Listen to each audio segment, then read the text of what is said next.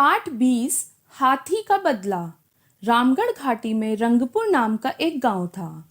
वहां मतंग नाम का एक हाथी रहता था। उसी गांव में किशन नाम का दर्जी भी रहता था।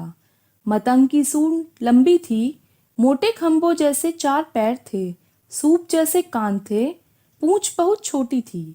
मतंग प्रतिदिन नदी में नहाने के लिए जाता था। वह प्रतिदिन किशन दर्जी की दुकान के सामने से निकलता था। दर्जी को देखते ही वह उसे सूंड उठाकर नमस्ते करता था। दर्जी हाथ उठाकर हाथी के नमस्ते का जवाब देता। फिर वह स्वभाववश हाथी को खाने के लिए कभी केले तो कभी गन्ने आदि देता था। हाथी को केला और गन्ना बहुत पसंद है।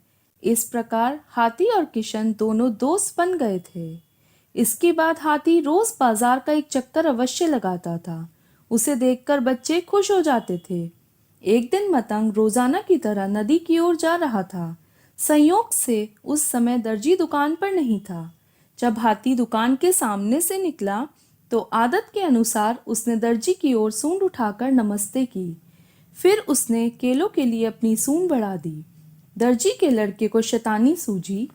उसने हाथी की सूंड में सुई चुभो दी। परिणाम स्वरूप हाथी को पीड़ा हुई।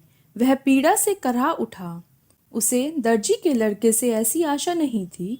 उसने लड़के की ओर एक बार देखा और वहां से चुपचाप चला गया। वापसी में हाथी ने अपनी सूंड में गंदा पानी भर लिया।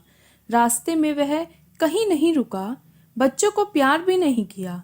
हाथी सीधे दर्जी की दुकान पर पहुंचा। वहां पहुंचते ही उसने दर्जी के लड़के के ऊपर गंदे पानी की फुहार छोड़ दी। इस कारण दुकान में रखे कपड़े खराब हो गए। लड़का रोने लगा। तभी किशन दर्जी लौट आया। दुकान की हालत देखकर वह हैरान था। उसने लड़के को डांटकर पूछा, यह क्या हुआ?